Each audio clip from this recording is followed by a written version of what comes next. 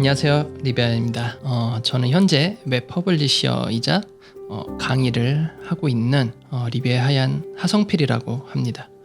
현재 프리랜서라서 따로 직위와 소속은 없습니다.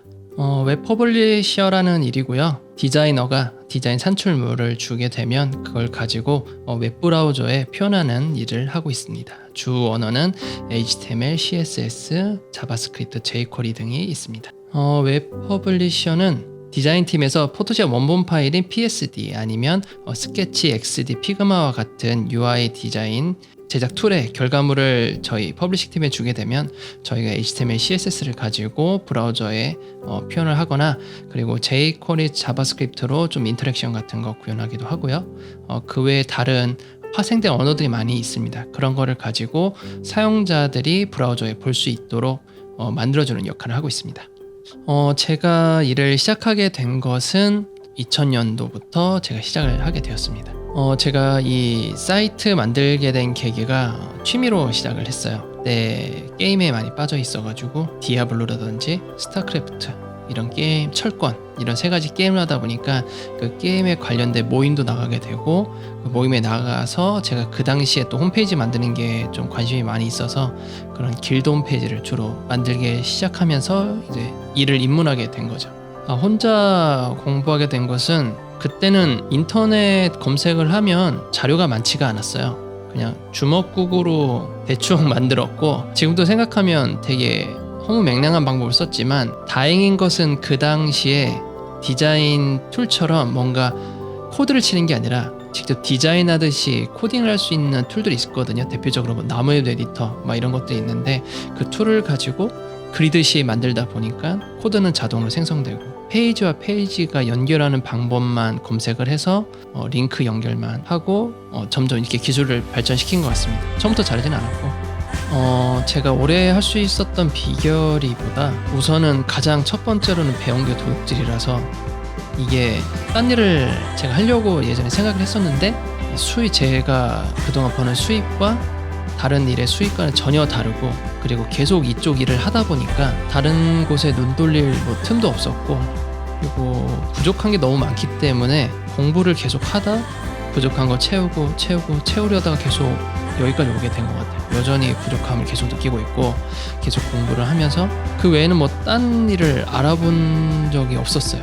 꿈을 가지고 있는 거 있었어요. 이 컴퓨터를 아니면 다른 걸 하고 싶다는 건 여행 작가라든지 아니면 사진 촬영하는 여행 스냅 작가 이런 것 좀 생각은 하고 있었는데 수입을 보고 그냥 이걸 해야겠다 생각이 들었죠. 네. 하다 보니까 성향에 맞는 것 같아요. 제가 원래 어릴 적 꿈이 만화가였거든요.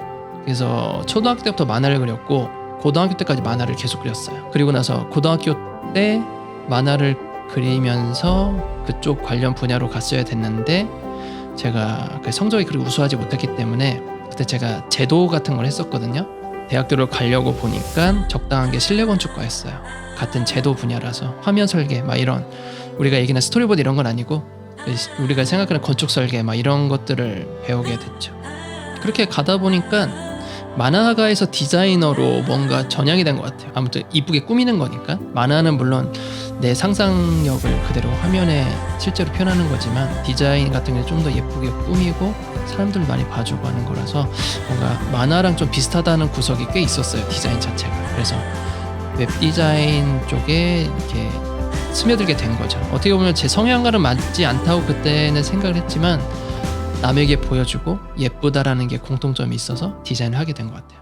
제가 20살 때부터 일을 했는데 그때 연봉이 30만 원이었어요. 근데 그 연봉이 아니라 월급이죠. 월급이 30만 원이었고 그 당시에 그 월급도 제가 아는 분이 많이 없어가지고 물어볼 때도 없었어요. 그게 적은 돈인지 많은 돈인지. 그리고 나 같은 실력에 나를 써주다니 라는 생각을 하게 돼가지고 30만 원도 되게 감지덕지다 라고 생각을 했었는데 나중에 알고 보니까 그게 팀 회식비였죠. 그래가지고 저는 정직도 아니었고 알바도 아니었고 뭔지 모르는 애매한 위치에서 그냥 허드렛 일을 사이트를 제작하는 허드렛 일을 많이 도와줬던 것 같습니다. 네.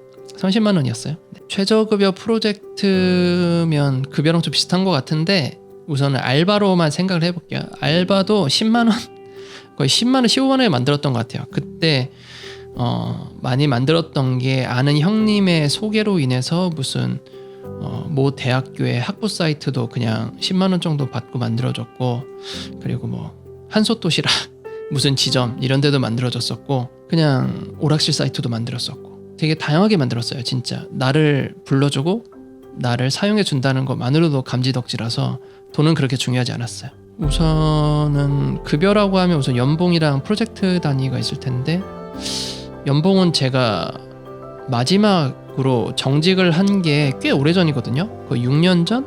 그 정도 됐을 거예요. 6, 7년 전일 거예요. 그때 제가 팀장을 했었고, 메이저급 에이전시에서 팀장을 했었고, 그때 연봉이 한 5천만 원 정도? 프로젝트 같은 게 거의 600, 650 정도였었던 것 같아요. 그 달에 그것만 일한 게 아니라 다른 부수입도 많이 있었습니다. 네.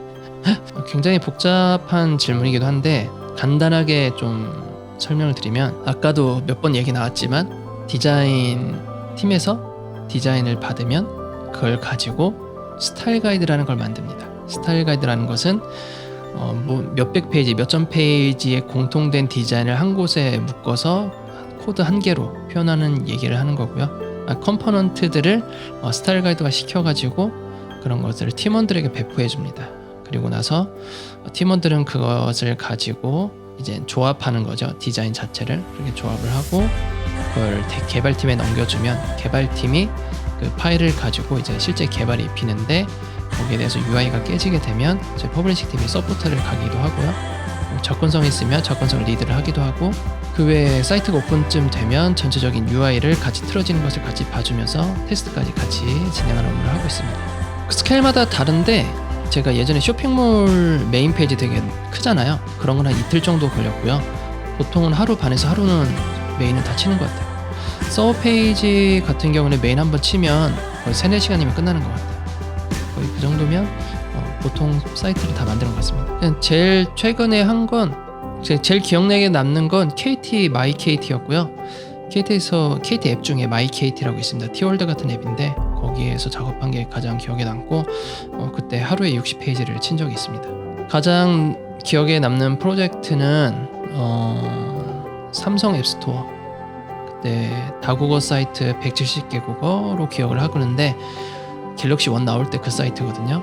되게 오래된 사이트고, 그때 심리적으로 굉장히 안 좋았던 시절이라서 일보다는 그냥 제가 너무 심리적으로 안 좋았던 상태이기 때문에 그때가 가장 기억에 남고, 그때 많이 도움을 주신 분이 장우원 그 부장님이시거든요. 제 영상에도 가끔 출연을 해주셨던 분인데 그분 덕분에 현재 여기까지 좀 오게 된 것 같아요. 제가 좋아하는 디자인 스타일은 우선은 포토샵 기준으로 할게요. 그게 가장, 아직까지는 그래도 가장 많이 사용하니까 포토샵에서 레이어 정리 잘 돼 있어야 되고요.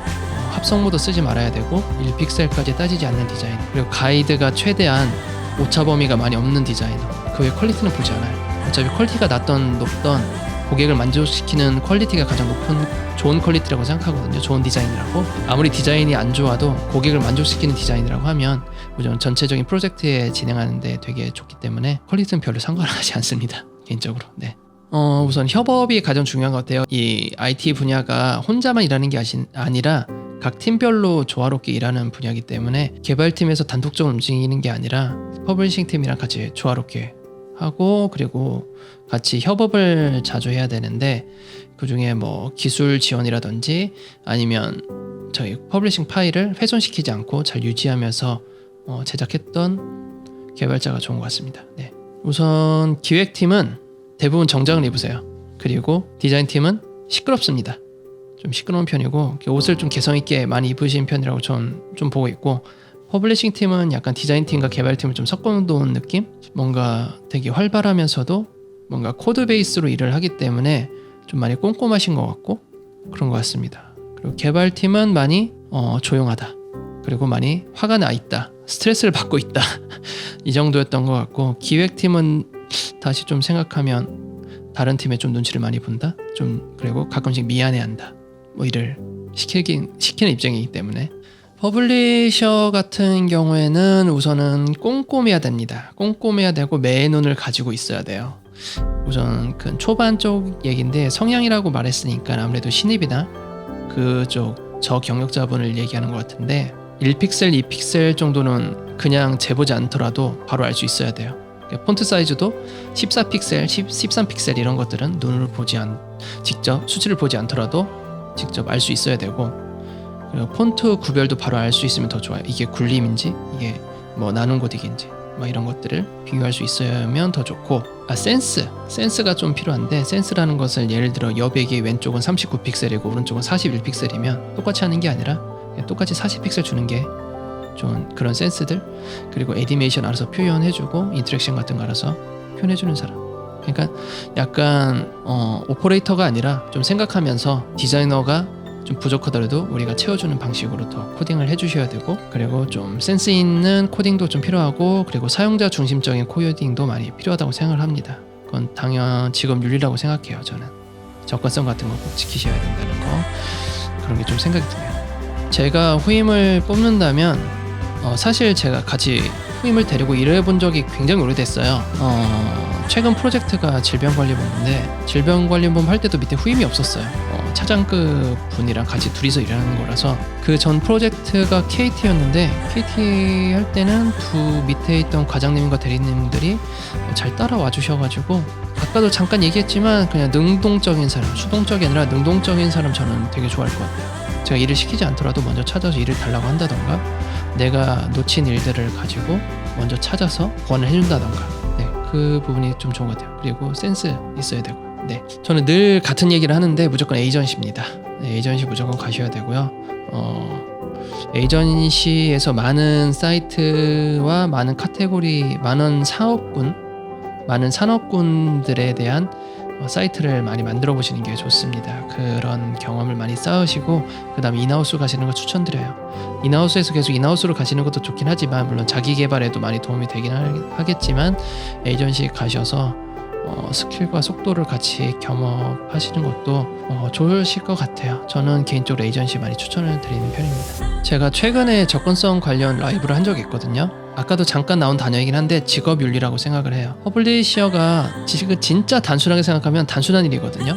그냥 디자인 똑같이 만들어서 재현해내면 끝, 이거라고만 생각하면 그냥 거기에서 끝나는 거예요, 일은. 근데 제가 얘기하는 직업윤리라는 게 뭐냐면, 사용자에게 작은 아이콘을 클릭하게 할 것인지, 그 작은 아이콘을 주위에 더 클릭할 수 있는 범위를 넓혀줄 것인지, 이런 센스? 그리고 장애인을 위한 코딩을 하는 건지, 장애인뿐만 아니라 접근성이 장애인뿐만 아니라 일반인에게도 되게 도움되는 기능들이 많이 있거든요. 그런 사용자들에게 편의성을 제공하는, 굳이 접근성 프로젝트가 아니더라도 모든 사이트의 사용성과 편의성, 접근성을 높이는 사람이 퍼블리셔의 기본 직업 윤리가 아닐까 좀 생각이 듭니다. 제가 촬영한 영상 중에 경력 19년, 경력 18년에 뭐 디자인 9년? 막 이런 게 그동안 살아온 얘기를 제가 녹화를 한 적이 있어요. 한 3년 전인가? 그때 녹화를 했던 것 같은데, 지금도 그때랑 좀 비슷한 것 같아요. 계속 슬럼프였던 것 같아요. 슬럼프고, 극복하기보다는 슬럼프에서 조금 벗어났다. 왜냐하면 기술이 계속 발전하고 새롭게 공부할 것들이 굉장히 많기 때문에, 이건 자기가 생각하기 나름인데, 나는 현재 기술에 만족하고 지금 잘 먹고 잘 살고 있어라고 하면 슬럼프가 없을 것이고, 만약에 현재 기술에 안주하지 않고 부족한 기술 계속 채우려고 하고 새로운 기술 계속 배우려는 그런 욕심이 있으면 그게 계속 슬럼프인 것 같아요. 그래서 계속 그걸 이겨내려고 계속 공부를 하고 스스로 책찍질하고 계속 그러는 상황인 것 같고, 사실 슬럼프를 저는 극복해 본 적은 없는 것 같아요. 늘 제가 부족하다고 생각을 하기 때문에 이 직업 자체가 계속 그걸 안고 가야 되는 어쩔 수 없는 그런 직업인 것 같습니다. 제가 생각하는 이 퍼블리셔의 최종 목표는, 사실 이게 요즘은 좀 약간 흔들리고 있는데, 예전에는 교육 쪽에 되게 몸을 많이 담고 싶었어요. 솔직히 제가 대학교 강의를 좀 가고 싶었거든요.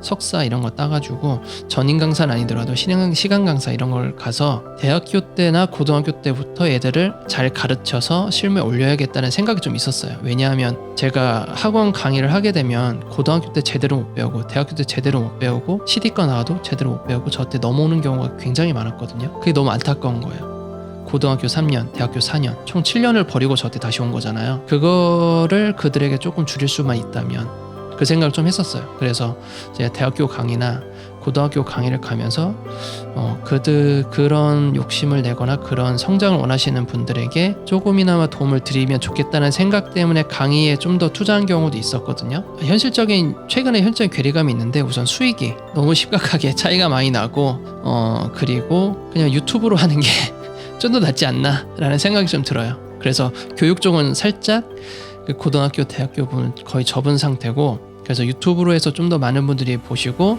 성장했으면 좋겠다는 생각을 했었고, 제가 일부라도 조금이라도 도움이 된다라고 하면 그 외에 다른 쪽으로 퍼블리셔 강의가 아니라 그냥 퍼블리셔 입장으로서의 그 최종 목표 자체는 되게 평범한 목표거든요.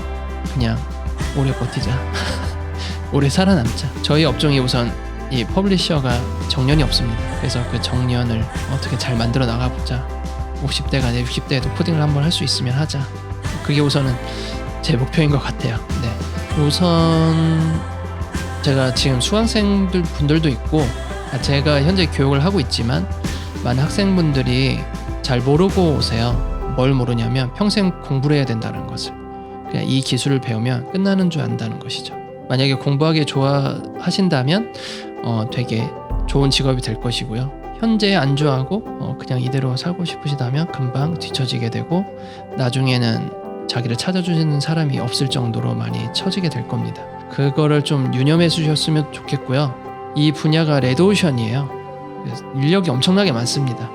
근데 오래 살아남는 인력은 많이 없어요. 우선 현재 학원에서 굉장히 많이 교육을 하고 있잖아요. 그런 분들이 다 퍼블리셔이긴 한데 오랫동안 성장하면서 메이저급 올라오시고 대형 프로젝트 올라오시면서 성장하시는 분들 그렇게 많지가 않습니다. 끝까지 자기 인생 계획 세우시면서 올라오시는 거를 좀 생각했으면 좋겠고요. 네, 그렇습니다. 네, 그 정도면 될 것 같아요.